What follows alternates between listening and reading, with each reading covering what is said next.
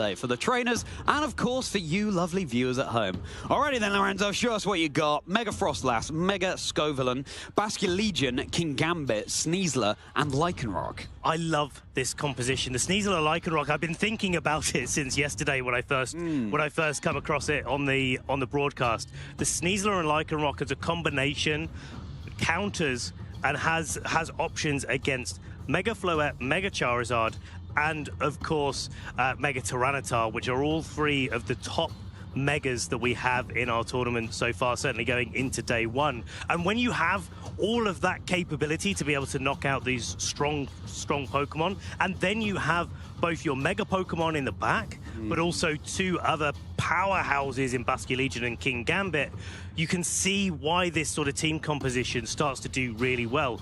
Not to mention that Frostlass is one of those megas, so as is Scovillain, that doesn't want to face down Pokemon like Charizard, but does want to face down just about everything else in the field. And so if you can have this sort of composition where you're covering Charizard really well, and then you're covering the rest of the field very well with another Pokemon on your team, it sets you up very well for success. Well, Lorenzo is living proof of that. In a moment, these trainers will be exchanging their team sheets so that they can see all of the details you have just seen there in order to get into this game. Open team sheets is how it works around here, as well as best of 3. Juan Pescador on the other side of your screen. They will be running Scizor, Dragonite, Basculegion, Pelipper, Mousehold, and Archaladon. So Mega Scizor is a Mega Pokemon that we haven't seen so commonly, but with its Technician ability, it's going to give a little boost to the underpowered moves like Bullet Punch. And of course with Swords Dance as well, you can get it hitting all the harder, and it's a priority move too, so you can neutralize threats before they even blossom. Two Mega Pokemon that retain their ability when they go for their Mega Evolution, retaining Technician, retaining Multiscale, which is kind of unusual. So a lot of the time we use our Mega Pokemon to gain something new and maybe more powerful than the previous evolution. But these are also two Mega Pokemon that do not need to Mega to be useful. So both can come to a game, and I think that's really powerful. If you need that extra bit of bulk and an extra bit of power on your priority moves, maybe a little bit of extra resource to get your Swords Dances up on the Scizor, you can go for the Mega there. If you need a little bit more stopping power, maybe a little bit more speed on the Dragonite, then you can go for your Mega there as well. Of course, there's that strong rain mode backing up Juan's Mega Pokemon in the Pelipper, Archaladon, Basculegion, and the Mousehold, of course, to pull it all together to support with the Follow Me sets. And I really like that the Mousehold has access to manual Rain Dance here as well. We're not just relying on the Pelipper to get things pouring down. Okay then everybody, it's time to get into our first match of day 2. First stream match, that is. It's Swiss Round 11, Lorenzo Profeta going up against Juan Pescador. That's a Frostlass and a Sneasler, and over on the other side, Scizor and Pelipper. Yeah, nice setup there for Juan, getting the Scizor down early and putting pressure on the Frostlass, but Pelipper in the lead there is not going to have their weather sitting on the field for too long, you'd like to imagine, with the Frostlass in the back. I think one of the key factors of all of these sort of weather wars, we saw it before in Indianapolis, we've seen it a little bit yesterday, holding on to your Mega Evolution until the point where you want to maintain the weather, not only to win the weather war, so to speak, but also to make sure that your weather is retaining on the field for as long as possible. But Sneasler has got other things to say about that Scizor getting a Bullet Punch off, because it is offering that fake out on turn 1. Absolutely. Frostlass can just go for his Mega Evolution and get that Snow Warning ability active. Turn that rain into snow, and that's exactly what Frostlass is doing. Chilling the air and giving us all of the thrills and chills here in the venue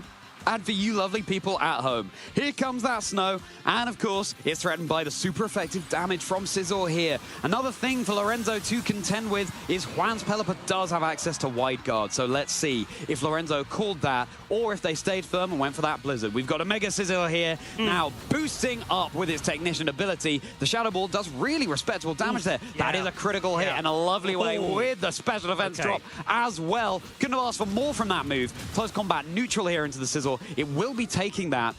Sneasler, on the other hand, will be receiving a big old drop to its defenses, restored immediately by its White Herb. Now we turn over to the Sizzle, who wants to get nice and set up. If Sizzle's ready to go, then it will just be able to sweep through Lorenzo's team. And of course, Mousehold there, providing the friend guard support. The Sizzle is down, but certainly not out. You can see the effect of all of the extra bulk that this Sizzle gains when it goes for a Mega Evolution. Yeah. He's like 40 to its base defense, and you can see how it shrugged off that close combat there, was able to get the Swords Dance up, even though the critical hit came in from the Shadow Ball on the Frostlass. Now, with the redirection on this Focus Sash Mousehold, the close combat can go into the Mousehold, but the Scizor is very likely to be able to just fire off bullet punches for the next couple of turns, and now it's down to Lorenzo to try to position their Pokemon in such a way that these bullet punches aren't so threatening. Punching holes is exactly what Mega Sizzle wants to do, but Juan has to make sure, be careful, that there's no switch into something like a Basculegion or indeed a King Gambit that would take resisted damage from those bullet punches, but would hate to see a close combat coming. Mousehold waggles its paws, and now all moves will be redirected that direction. But it's the bullet punch into the Sneasler instead. It's bringing it oh so low, but it's not quite enough for the KO. Now the close combat, of course, into the Mousehold. It became the center of attention, but the Focus Sash paying dividends. We're down to 1 HP. It's sticking around, 1 HP, as always, infinitely more than 0 here. Sneasler, again, this time it's White Herb not restoring its defenses, but its HP so low, that's not going to come into contention. A lot of Sneasler, a lot of adaptations to many Sneasler in the format at the moment is to go super, super bulky, and make no mistake, that Sneasler has been trained in its defenses. Exactly how much we don't know, but enough certainly to take that bullet punch. Now the King Gambit's putting a lot of pressure on, and the choice here, I think, is really whether or not you go for a bullet punch or try to get a bug bite down into that King Gambit if you're Juan, but also you got to worry about that potential for the whatever is in the back.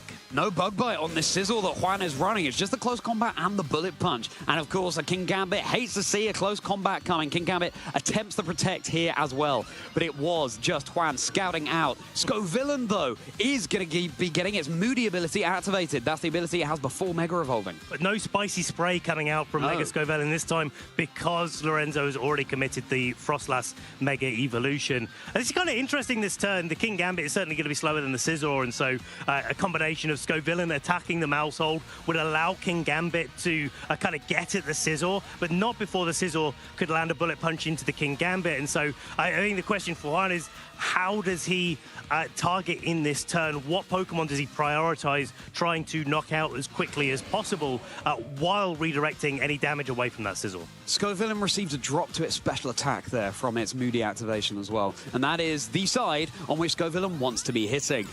It's going to be staying in, and it seems like it's not going to be Mega Evolving either, as Mousehold is once more the center of attention. Scovillain also the center of attention now, with Rage Powder activating the same way. This means that King Gambit cannot go for a Sucker Punch here, as close combat into the Scovillain at +2, of course, it's going to be enough to secure the KO. Again, the Sizzle down so low, it doesn't mind taking these defense drops now. Juan is just going all in, claiming what it can. The most excessive Kowtow Cleave you've ever seen for that 1 HP on the Mousehold, and that friendly family, they're going back to their house. Both trainers have lost their redirection here, and with Sucker Punch being a big threat on the King Gambit, there's a mind game going on here. It's like, well, if the Scizor is going for a bullet punch to the Pokemon next to the King Gambit, whether it's the Frostlass or the Sneasler coming back in, the Sucker Punch would fail into the Scizor. But both of these trainers know that, right? And so if the Scizor then takes the opportunity to try to get a close combat into the King Gambit, well, actually, then you get into a position where the Sucker Punch is active again onto the Scizor. There's no way to redirect it away from that Pokemon. And then you get into a little bit of a chicken and egg situation, as like, which of these powerhouse Pokemon is going to be going down? Unsurprising to see the trainers take their time to lock in which Pokemon they're switching into here. Again, everything on the line here in our final day of action at the Turin Special Championships. Sneasler returns, as does Pelipper now. Pelipper bringing the rain back with it. Okay, and now the Sneasler is offering some fake-out support for the King Gambit. This King Gambit is able to set up a Swords Dance as well, and we saw yesterday King Gambit's being able to knock out Pelipper's in one with a combination of the Swords Dance, the Black Glasses, and of course the Kowtow Cleave. So definitely a little bit of space that this King Gambit wants to have have created for it by the Sneasler's fake out to maybe make it a little bit more threatening coming into this middle stage of the game. The Pelipper can do at least neutral damage into the King Gambit in response. Of course, what Juan really wants to do is just remove it before it can get this Sucker Punch going on the Scizor, but no way to do that immediately yet. The close combat onto the Pelipper here. It's holding the Citrus Berry, not the Focus Sash, so the quicker Lorenzo gets Juan's Pelipper munching through that, the better. Close combat, though, can just respond into King Gambit. Massive call there. There was no Sucker Punch from the King Gambit into the Scizor. That meant that the Scizor's able to stick around on the field. It's a double super effective hit there onto the Dark and Steel type. Oh, the Hurricane super effective in response. Juan just stays firm. Lorenzo thinking, surely you're not going to be bold enough to go for a close combat onto my King Gambit when I can just Sucker Punch you. But Juan says, I see that Sucker Punch and I'm going to provide one in return, and stamps his ticket into Game 2. Yeah, that's a crazy turn. Lots of reads going on there, but I think Juan's idea was to say, well, okay, if you fake out my Scizor, I get the Hurricane into the Sneasler, knock that out, bring you down to the last two Pokemon. If you start playing on the defensive with the Swords Dance on the King Gambit, then you're not doing any damage to me. Maybe I'll take a knockout in return. If you fake out into the Scizor, then I'm going to be or if I fake out into the Pelipper, then I'm going to be trying to get that close combat into your King Gambit. Either way, you're going to be profiting from that situation if you're Juan. As it stands, close combat is not fake out, does not stop any attacks going through, and yeah, double KO for the game. One wonders what the final Pokemon for Juan was there, the fourth Pokemon lurking in the back, and that's information that Juan will be really pleased not to have revealed to Lorenzo in that game. So Lorenzo can't get a read on the game plan, the full game plan that Juan was going for there.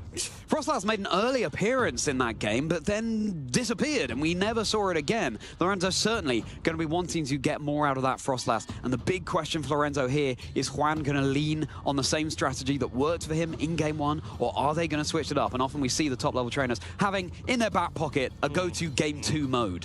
I think it's so difficult against Rain to bring your Mega Scovillain and sort of feel good about it. You're not getting the Spicy Spray burns onto those special attackers that are typically in Rain compositions, but this might be the adaptation that Lorenzo needs to think about. That Scizor was so dangerous, and a big Fire-type move would be very, very dangerous indeed. It's going to be Dragonite this time in the lead alongside Pelipper, and a switch up for Lorenzo too, with Sneasler and King Gambit. Okay, so Sneasler King Gambit here, again offering that fake out pressure. Whether or not Lorenzo wants to go for it or not is a different question, because both of these flying type Pokemon on Juan's side of the field carry Hurricane. That will be a key knockout onto the Sneasler, which can cause Juan a few problems, especially if our Chaladon is in the back, certainly if Mousehold is in the back as well. You do wonder if Juan is telegraphing that Mega Dragonite is the choice this game round rather than Mega Scizor. Maybe feeling like after Game 1, Juan's conditioned Lorenzo to say, hey, that Frostlass, that didn't do too much in Game 1. Maybe I shouldn't bring it. Oh, look, here's the Dragonite coming in Game 2. It's exactly what we were saying. This is the go-to back pocket Game 2 play, as now the Dragonite will be flinching thanks to that fake about. Crucially, the multi-scale is broken, so any incoming moves will be dealing more damage. Weather Ball, so it's going to be neutral into this King Gambit, but it is in the rain, and it's brought down to around 50%, dealing respectable damage. King Gambit, though, is taking the opportunity now to get a Swords Dance up. And fair enough, because neither the Dragonite or the Pelipper can threaten the King Gambit with too much damage. So Lorenzo seems to be playing Juan at their own game with the Scizor from Game 1. Yeah, I really like this Swords Dance from the King Gambit. It really does put a lot of pressure on Juan's side of the field, and Lorenzo's done a great job in training that King Gambit to take less than 50% from the Weather Ball, and I think that really changes the game, right? If it did slightly more than 50%, then that King Gambit's got to be fearing a double target from the combination of Dragonite with its Weather Ball as well, boosted by the rain, as well as the Pelipper here. There's no switch-in that Lorenzo can do without Mega Frostlass in play to be able to change the weather. Dragonite, though, speaking of switching, is exactly what's going to be coming off the field now. Mousehold coming in instead with his Friend Guard ability, boosting the defenses of that Pelipper here. Is it going to be enough, though? The gunshot is going to be missing onto the Pelipper. That is the risk you take running that move. It's not 100% accurate. You respond with a super effective Hurricane. Sneasler is running all the way back to the mountains of Hisui, climbing back up to its den. The big one-hit KO here. Now, Lorenzo will have to switch something in from the back, but what is going to want to be on the receiving end of what Pelipper can dish out?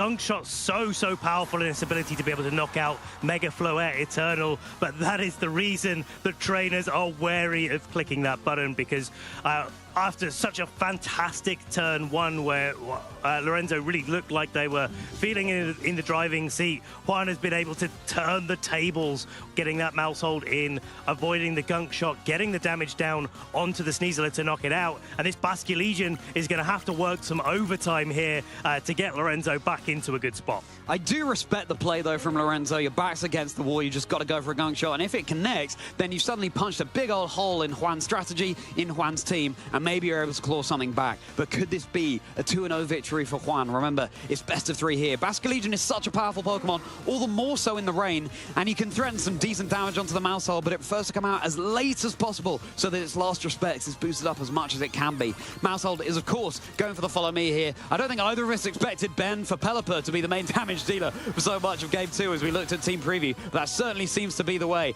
Mousehold hanging on here with its Focus Sash. That family is holding firm, holding strong. We are family, but do they have enough power to overcome? The weather ball once again targeted into this protecting Kingambit. This game is so backwards and forwards now, with Lorenzo correctly protecting the Kingambit from that weather ball, getting the damage down onto the Mousehold, getting its Focus Sash, getting it down to Focus Sash. That makes it easy to pick off with an Aqua Jet. The Basque Legion has taken a little bit of chip, but this Basque Legion is carrying the Citrus Berry. You can see from its HP stat as well, it's been trained to be nice and bulky as well, so it's probably going to take a Hurricane in the Hurricane certainly from the Pelipper and be able to dish some damage back. But that does give a little bit of an opening to Aqua Jet maybe at the Mousehold to knock it out, maybe call a last respects into a Dragonite switch in here, get the Kingambit able to land out those big 2+ sucker punches as well. Absolutely. Let's not forget, as you say, Ben, that this Kingambit is at +2 thanks to the Swords Dance. Going into the Pelipper there, again, holding the Citrus Berry and the Sucker Punch follow-up isn't actually enough. Getting that Pelipper munching and restoring its HP to around half. The Super Fang, such a nice tech move on the Mousehold here. Taking Kingambit down to half of the HP it had remaining as the Hurricane connects with Basque Legion. Do we have a confusion, though? After it munches on its Citrus Berry, recovering that HP, that is the risk that can happen with Hurricane, but this Basque Legion is keeping its head in the game. Yeah, it's like really brave move there for Lorenzo to go for a Sucker Punch to lock that in, trying to knock out this Pelipper, but the Pelipper has also been trained to be very bulky. I feel like this is one of the metagame adaptations that has been ubiquitous across all of our trainers. Is bulk is certainly a thing on all of our trainers' mind here. The Aqua Jet would be able to knock out the Mousehold before the Follow Me effect was in play. The Sucker Punch would still go into the Pelipper, but it was able to land that Hurricane down into the Basque Legion, munch on its Citrus Berry, and now we're sitting in a similar position, but this time the Pelipper is not going to be able to live that Sucker Punch from the Kingambit. This Kingambit is certainly looking threatening, and even though it looked like such a good start for Juan when that Gunk Shot was missed, suddenly it seems like they're going to have to take a little bit more time and care as to locking in their moves, because this Kingambit is a threat. The Aqua Jet attempted into the protected Mouseholds here, kind of telegraphed to try and get rid of it. The Weather Ball now into Basque Legion just continue chipping away, and again, perhaps calling a switch in from the back. Kowtow Cleave, though, into this Pelipper. Oh yeah, the bill has spent its last. That's Pelipper down. Pelipper down and out, and now it's going to be either the Dragonite or the final unrevealed Pokemon that Juan has at his disposal coming in from the back. I kind of think it's likely to be Archaladon or potentially that Scizor. I'd be surprised if Juan benched either of the Steel-type Pokemon in their team, especially with that Mega Frostlass as a potential in the back. Especially because also the Pelipper is setting up the rain, and that's going to be taking away the fire weakness somewhat onto Scizor.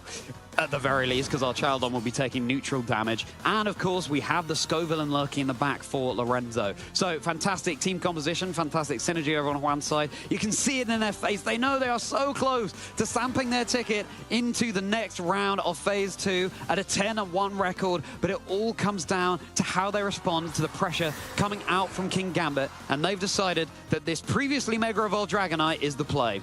Okay, so Dragonite coming out. But the problem with Juan's board is still present. The fact that Basque Legion can still knock out that Mousehold and a Sucker Punch can still come from the Kingambit. I feel like there's still some repositioning that Juan needs to think about doing if he's going to be able to get an attack off with that Dragonite. You see the effect of just getting that fake out damage, breaking the multi-scale on the Dragonite. Now it's just... otherwise would be able to easily take a 2+ Black Glasses Sucker Punch from the King Gambit, but now I'd be very surprised if it was able to hold on. Multi-scale means, of course, that once you're at full HP, you are taking half damage, but as soon as you are even just 1 HP less than that, you are taking the full brunt of damage from your opposing Pokemon. Can Juan turn this into a victory as Mousehold attempts the double protect? It's not going to work. The Aqua Jet actually going into the Dragonite here, just in case perhaps the Mousehold did get that double protect. Sucker Punch is not enough to get the KO onto Dragonite, so now it's all about how it responds. Dragon Pulse, is this going to be enough for King Gambit? No! Oh. 2 HP. That is why King Gambit is the Supreme Overlord, reigning supreme, and it could mean that Lorenzo is going to be the king of this game. Whoa, that King Gambit surviving was absolutely crucial for Lorenzo going to try and take us into a game 3 here. That King Gambit goes down, then whatever is in the back comes in, but the biggest threats are off the board, especially when you have that Mousehold still in play, still being able to redirect, because Lorenzo is trying to do that extra little bit of damage right to the Dragonite to make sure that it stays on the field. But Friend Guard is the effect that's been keeping that Dragonite on the board. It's Sizzle the switch in here, the final Pokemon. It can't Mega Evolve, only one Pokemon can do that. The Sucker Punch now easily enough to get the KO onto Dragonite. And at least for Juan now, you still have Friend Guard that you can switch in from the back. But a couple of KOs, and it looks like Lorenzo might have found the exact counter to what Juan tried to anticipate. Lorenzo was anticipating there because, of course, it was the Dragonite in the lead. And now the Sizzle with the Friend Guard. It's still fine margins here, Ben. It's so close. I mean, that Mousehold with Friend Guard is going to be able to allow this Sizzle to set up a little bit more easily. But as soon as that King Gambit goes down, the Basculegion gets a little bit of extra power onto its last respects and would still be able to knock out this Sizzle after the Aqua Jet knocks out the Mousehold. And so there's still a little bit of chicken and egg going on here with whether or not the Mousehold protects Follow Me's and whether or not the Basculegion is able to target down that Scizor in the endgame. And you just wonder what the Pokemon in the back for Lorenzo is. There's still one Pokemon unrevealed. None of them really want to face down this Sizzle, but the Scovillain would be your best bet, especially because there is no more rain active for Juan. Juan is just going to be double protecting here, getting a read onto what Lorenzo's thinking. The Wave Crash targeted into the Sizzle. Again, that big burst damage, exactly what you want, and the Kowtow Cleave as well. May as well go for it, because if it's redirected, only one of them will be going into that Mousehold, because then it will go down. And you can't lock into last respects if you think you're going to be able to try to knock out the Mousehold before you can get at the Scizor here. I do wonder if there's something to be said for Juan getting a Sword Stance up here on the Scizor, but there's the Protect coming out, failing. Mousehold finally going down. That Friend Guard is off the board.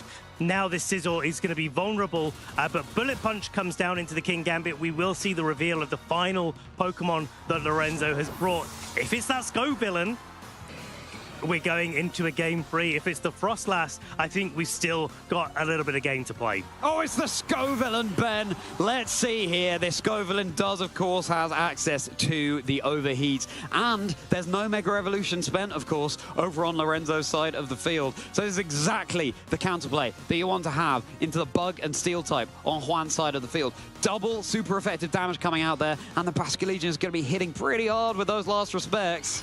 Okay, so here is the Mega Scovillain, in fact, adding a little bit of insult to injury there. The Sizzle really isn't going to be able to take an Overheat. Couldn't take it before, definitely can't take it now, but also there's the Rage Powder Spicy Spray to come into effect here, and if this Sizzle gets burnt, it's even more unlikely to be able to take it all the way. I really like this play from Lorenzo here because, of course, Overheat can miss, but the last respects in itself is enough to take care of that Sizzle. And Lorenzo is taking us into a game 3. Whoever wins this next one will be progressing through with a 10-1 record to Swiss round 12. That was so back and forward in the early stages of that game, wasn't it? Whereas Lorenzo had a great turn 1, Juan had a great turn 2, Lorenzo had a great turn 3, and then the waters got a little bit muddy along the way. That friend guard staying in play, I think there was a double protect on the mouse hold to keep it there, and you saw how important that was.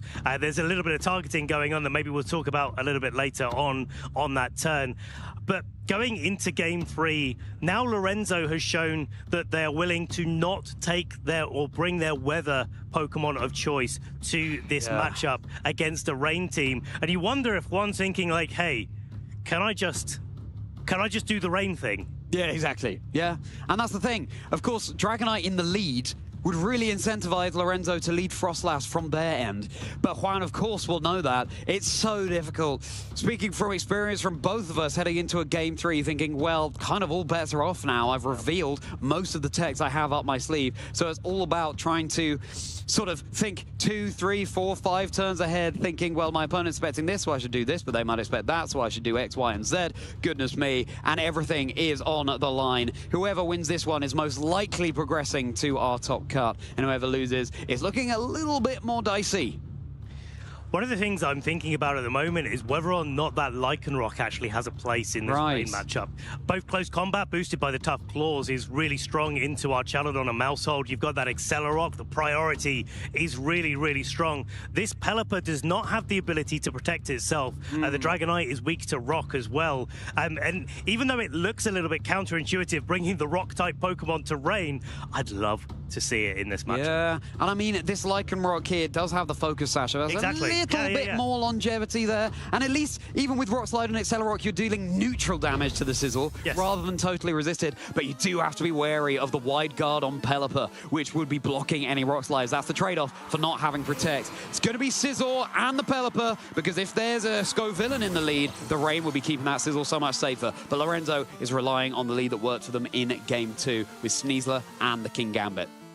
Okay, so leading things off the same as Game 2 for Lorenzo, but Juan going back to the lead that won them in Game 1. Getting that Mega Scizor in play was so important, and now you've got this gambit between whether or not the Sneasler goes for a fake out into the Pelipper. Mega Scizor gets a Swords Dance for free. Is it the double target into the potentially Mega Scizor with a close combat and a Kowtow Cleave to try and take it low enough that a Sucker Punch can knock it out? Or, in fact, is it just going to be the Pelipper getting a key KO on that Sneasler that's gone down so early in the games that we've seen already? And in the very first game, Juan decided to switch in the Mousehold for the Pelipper for the Friend Guard boost onto the Sizzle. Are they thinking along the same line? Well, this time King Gambit was just a bait for this fish to bite on the hook, because now Basculegion's here, Pelipper's staying in, and it's going for its Mega immediately on the Sizzle here. So it's got a big old boost to its defenses. Let's see if it's enough to see it through to a victory as the Fake Out connects onto Pelipper. It won't be moving this turn. Swords Dance, so Juan is setting up. It's been very back and forth in that sense as well. Swords Dance Sizzle Game 1, Swords Dance King Gambit Game 2, and now Swords Dance Sizzle again Game 3. Yeah, Swords Dance getting up is really big, but we saw that Sneasler before was able to take it. The Basculegion switch in coming in, not only a defensive switch for the King Gambit away from a close combat, but also a really offensive switch because it's resisting the Bullet Punch and a big Wave Crash in the rain, uncontested by any other weather, is something that the Sizzler is not going to appreciate. Probably going to hang on, especially if the Mousehold could come in for the Pelipper here to activate the Friend Guard, but certainly not required in this situation. I think this is the perfect adaptation for Lorenzo. Getting the Basculegion in the rain earlier in the match really does put the pressure on Juan. Yeah, it's really nice play from Lorenzo here. And of course, that's exactly what you want out of a switch. You want to be gaining ground at all times. A defensive pivot, sure, but if you can apply that offensive pressure too, all the better. And this is exactly what you have to do in Game 3. Stay one step ahead at all times. There it is, exactly that. The turn 1 play in Game 1 is now the turn 3 play in Game 3. The Mousehold switching in, or indeed turn 2, as the Wave Crash tries to connect down onto the Sizzle. Yeah. But fortunately, that Protect there as well. So the health bar's looking healthy, and I wouldn't be surprised if we see a stallier game here, because again, these trainers just need to get the advantage, everything on the line.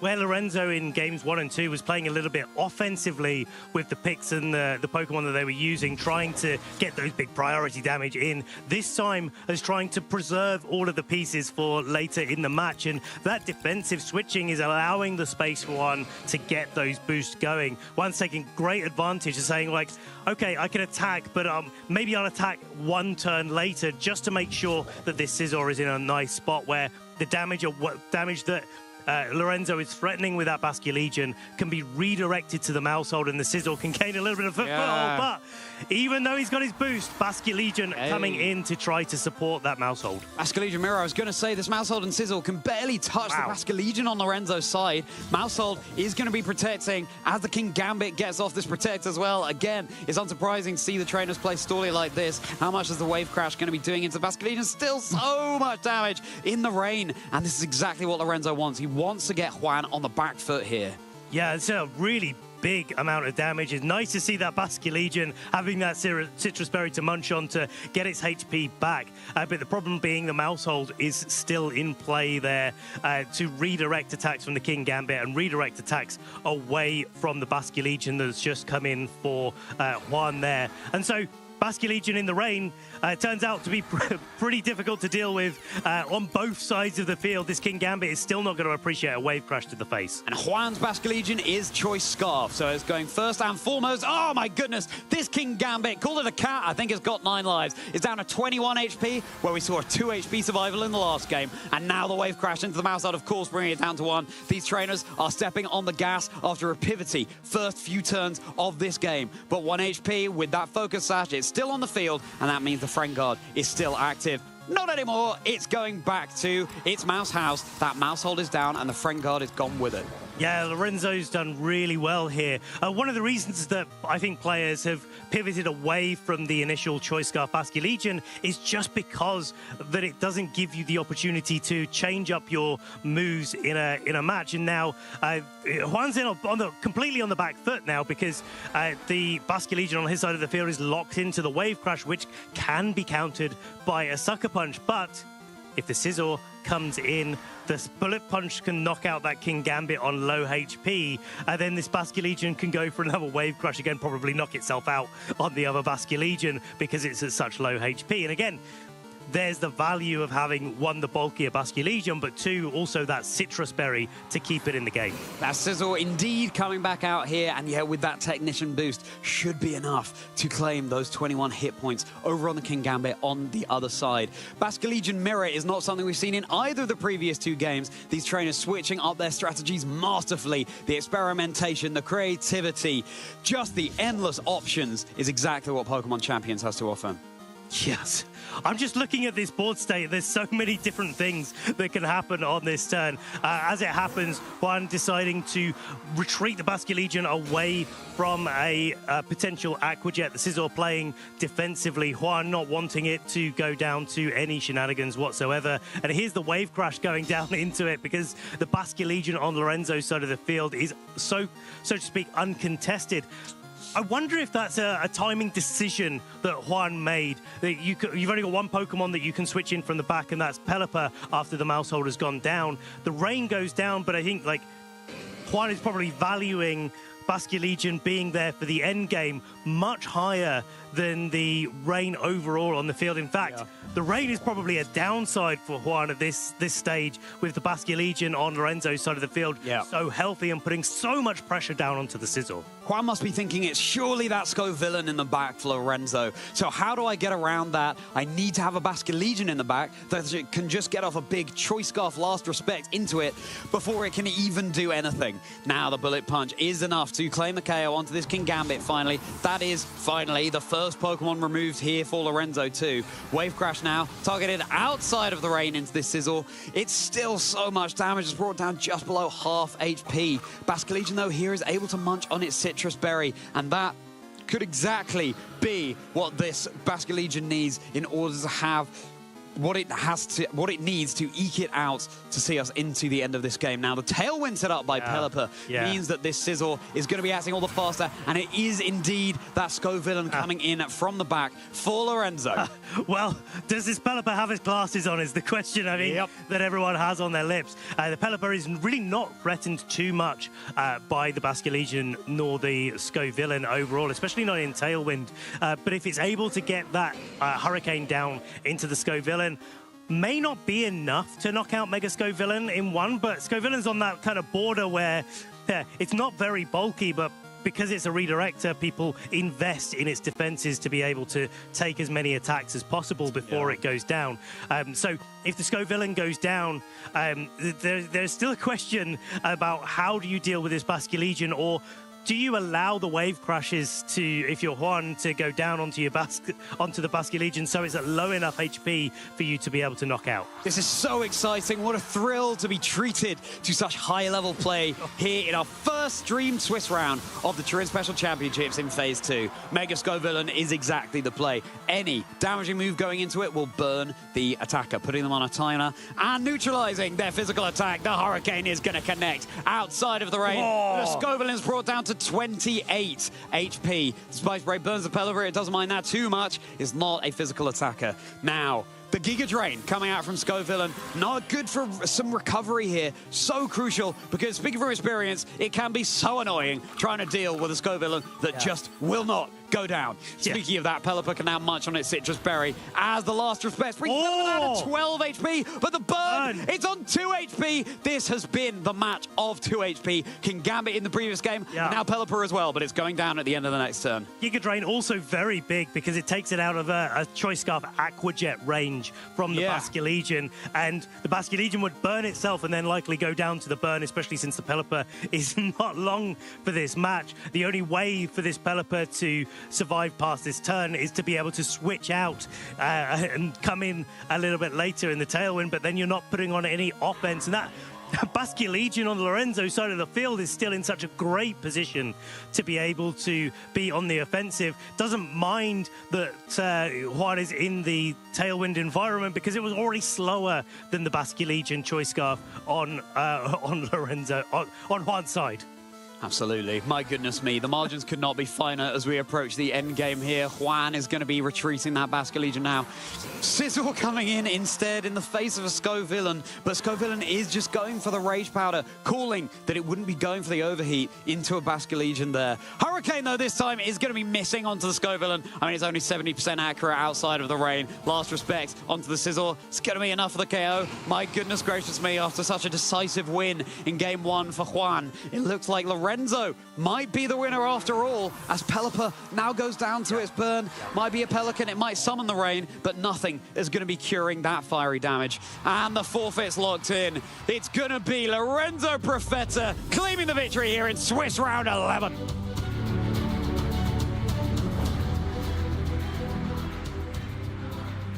What a fantastic